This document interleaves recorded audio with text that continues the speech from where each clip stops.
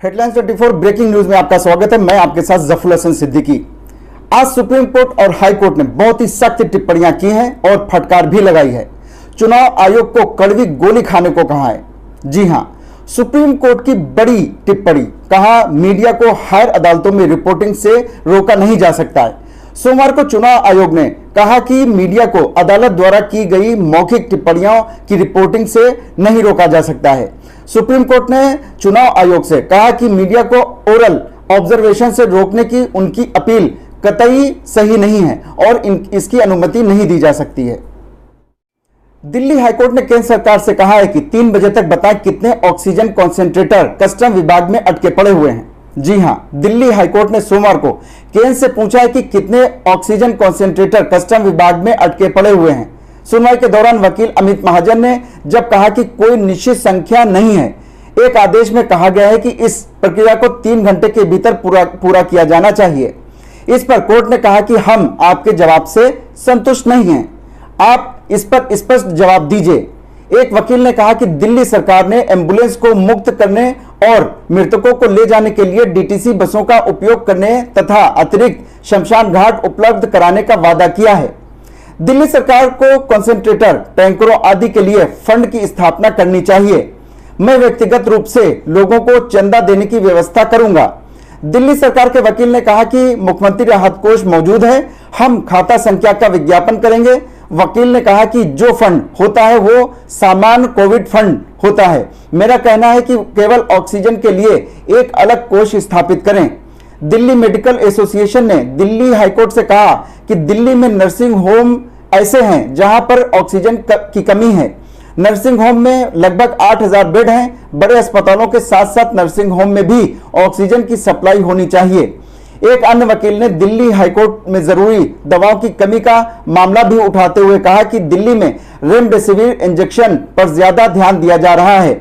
दिल्ली सरकार को पैरासीटामोल जैसी दवाओं पर भी ध्यान देना चाहिए। सुप्रीम कोर्ट ने कहा है कि लॉकडाउन लगाने पर गंभीरता से विचार करे सरकार। हालांकि कोर्ट ने यह भी कहा कि लॉकडाउन का सामाजिक और आर्थिक असर हाशिए पर रहने वाले समुदायों और मजदूरों पर पड़ सकता है। ऐसे में अगर सरकार लॉकडाउन लगाती है तो वो इन समुदायों की जरूरतों को ध्यान में रखते हुए पहले से ही व्यवस्था करे। अदालत ने साथ ही यह भी कहा है कि किसी भी राज्य या केंद्र शासित प्रदेश में मरीज को पहचान पत्र न होने पर अस्पताल में भर्ती करने या फिर आवश्यक दवा देने से मना नहीं किया जा सकता है।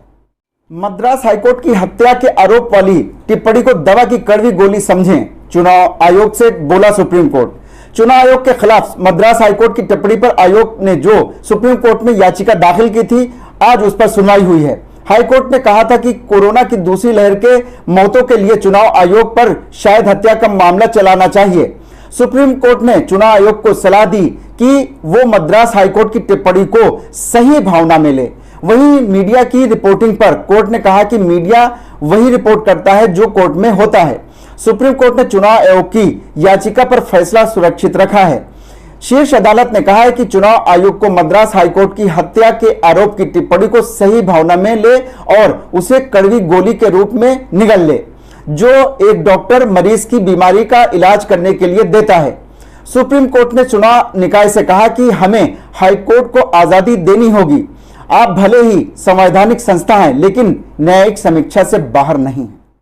उत्तर प्रदेश में लागू आंशिक कोरोना कर्फ्यू 2 दिन और बढ़ाया गया। 6 मई सुबह 7 बजे तक लागू रहेगा कोरोना कर्फ्यू। कोरोना के बढ़ते मामलों को देखते हुए उत्तर प्रदेश में लागू कर्फ्यू की अवधि को 2 दिन के लिए बढ़ाने का फैसला किया गया है। प्राप्त जानकारी के अनुसार प्रदेश में अब कर्फ्यू 6 मई तक सुबह तक लागू रहेगा। इस दौरान सभी बाजार बंद रहेंगे और आवागमन पर रोक रहेगी। उत्तर प्रदेश अपर मुख्य सचिव सूचना नवनीत सहगल ने यह जानकारी दी है। उन्होंने बताया कि फिलहाल यह व्यवस्था इसी हफ्ते के लिए की गई है। सहगल ने बताया कि राज्य सरकार ने फैसला प्रदेश में कोरोना संक्रमण की श्रृंखला को तोड़ने के लिए अपने प्रयासों के तहत लिया है। इससे पहले आंशिक तौर पर लगाए गए कर्फ्यू की अवधि मंगलवार सुबह समाप्त हो रही थी, लेकिन नए आदेश के बाद अब मंगलवार और बुधवार को भी कर्फ्यू जारी रहेगा।